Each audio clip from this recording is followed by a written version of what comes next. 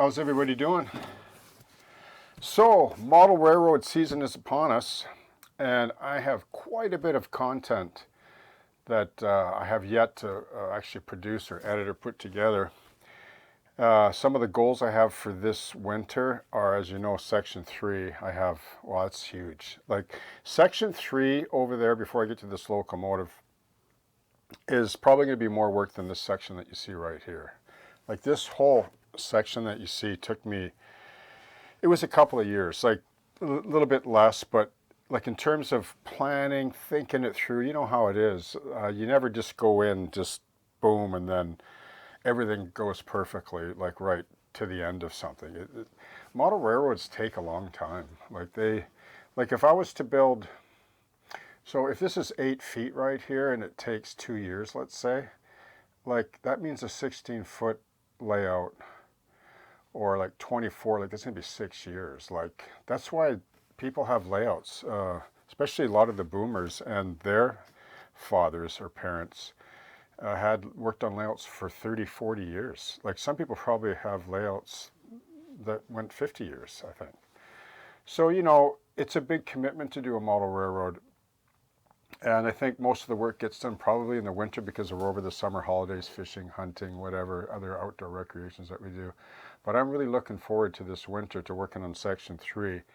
However, during the summer, I did poke away at this locomotive, which is why this particular episode is called Customizing a Personal Locomotive. Like, do you ever get that sometimes? Where you see a locomotive, and even if it doesn't quite fit, even though this does, but maybe not period-wise, because this is definitely pre-2010, you just have to model it. Like, you just have to, you know, build one or super detail one or custom paint one, and it's the only one in existence. Like, nobody else will have one of these. Now, people would say, well, that's a Bowser. Yeah, but Bowser didn't do number 720 in this scheme where it had the high-vis stripes, the darker cab. I'll be explaining some of that because I want to break this down just to move forward here. I probably have like 5 hours of coverage alone just on this locomotive. Like right from, like I completely overhauled the whole model. Like I bought it fairly cheap, like $100 or something, and it was just a regular DC locomotive, so I just stripped the whole thing, put in ESU, speakers, decoder, Motel models, ditch lights, weathered it, redid, cleaned the trucks. Like it was new, but you wouldn't believe like the detritus that came out of the trucks just from machining alone. So I cover a lot of that, but rather than do one long, lengthy video, I decided I would break it down into some smaller segments. Whereas this one, for example, we'll see how this one goes, because I want to try to keep them around 10 minutes so they're digestible. So when you search for them, you'll see, oh, ditch lights, so custom locomotive ditch lights, oh, installing a decoder, oh, weathering trucks, building a snowplow. So that's how I want to break this down, but not to too many episodes, but probably 4 or so. And then while I'm doing that, I'll be working on section 3, which is going to take a long time. But I'm going to do my best to make that content interesting and to show a lot of the things I didn't get a chance to show on this section, okay? Cheers.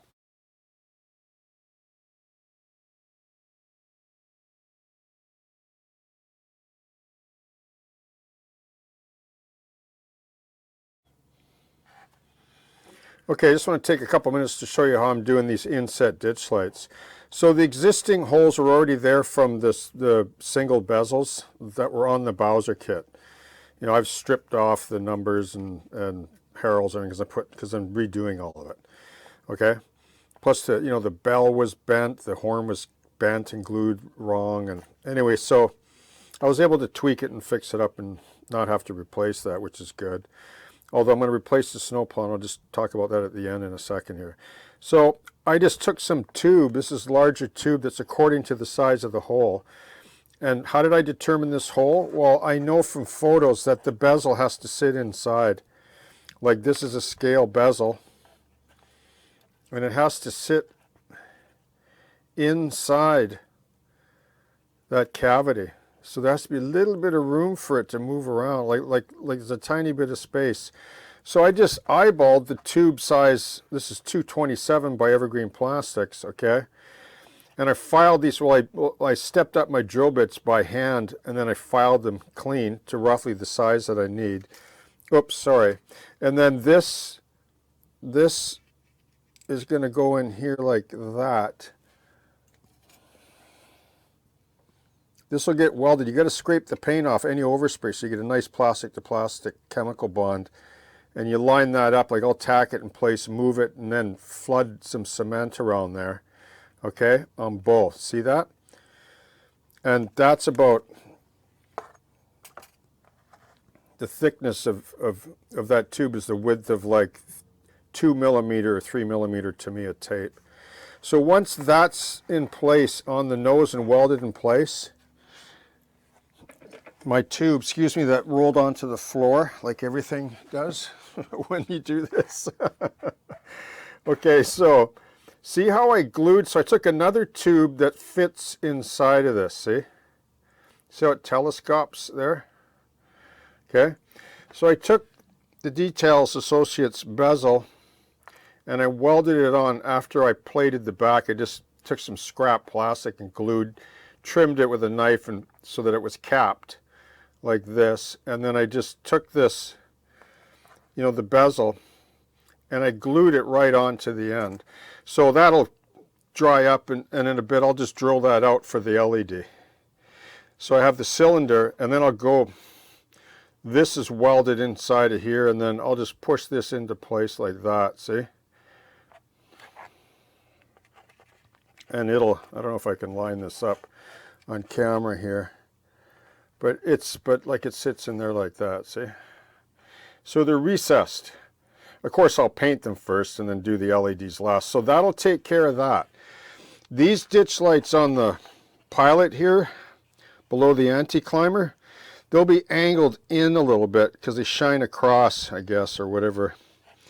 So I'll use these as well, but I just use a piece of scrap styrene. I have just enough room there, and I'll lay this in there like this, okay?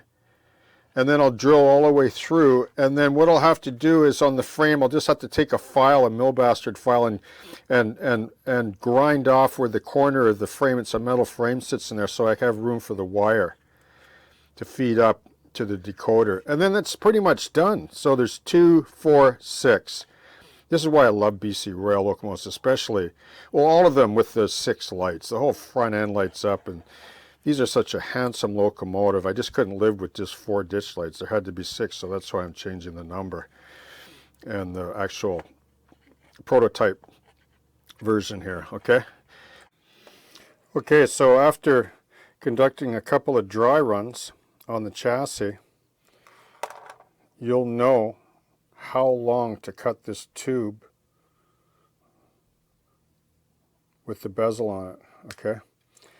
And you can see it's already mounted in there, see?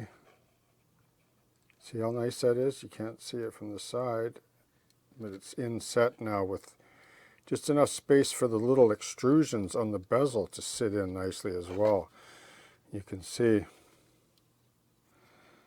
that's what it looks like. So plenty of room for the LED will slide in and out with lens.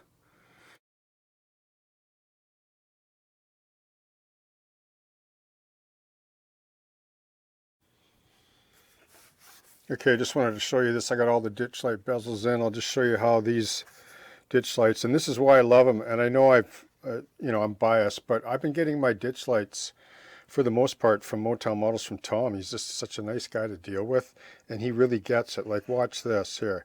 You just feed it in, 1.6 millimeter drill bit. Look at that.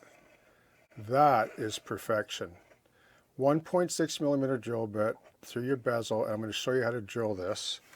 Okay, so start small, right, with like as small as you can, and then just step up. Like, these are the God hand drill bits that I love so much. They're these here. Okay, you don't really need a bezel, like hardly ever, like to hold, or sorry, not a bezel, but a mandrel to hold them. They're so sharp. And when you're doing fine scale work like this, like, it's just cumbersome anyway. See, look at that, just cuts right through. And then I'm going to go right up to a 1.6 millimeter. Just make sure it's cleaned out nice. And let me just show you underneath where the drill's coming through. See right there? So that'll be perfect, right? Because when I grind off with the file, like I'll just, dry run and just tweak it and get it right so that I can put this down on the chassis and not pinch the wires. I'll be able to see the wire will hide behind the step filler, the upper step filler. I think on this model, I'm studying my photos, like there's back plates on these steps. I don't know why they didn't put them on. I find the steps to be, maybe they were in a rush when they made this model. Like Bowser models are kind of funny. Like they're really nice to work on, but they do kind of, like they're really good in some areas. Like when they do like little grill, like their grills are quite nice, I find, but they, they fall short in some areas. But then they did this part where the brake chain is. I'll be able to put a chain on this truck. Like the way they did this plate here is fairly close to the prototype, which I was impressed, with that.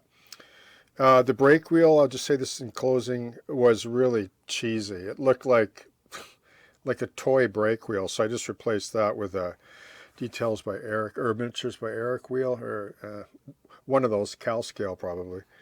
So that's easily fixable. Yeah, so that's really cool. And then just on the template, the paper template for the snowplow. So if you study these units, BC Rail, they're the one railroad that will throw you every time, because they fabricate stuff in their shops. Like that's the kind of railroad they were. I mean, I grew up around it. So like this snowplow is unique to 720 and 719. They look similar. Like the stock one's not bad, but like imagine it this thin. Like that's the real scale thickness of it, okay? It's this 1/4 inch steel plate, so pretty sure it was 1/4 inch. So I'm going to cut this out of probably 10 or 15 thou, like once I get it. So I cut the hatches. I'm going to have the hatches, open like separate pieces glued on. Just that extra crispness. And then I'll bend it and then shape it, because evergreen plastic, curls and bends real nice. And then I'll just pack out the back a bit, scrape this bottom pilot off and weld it right on.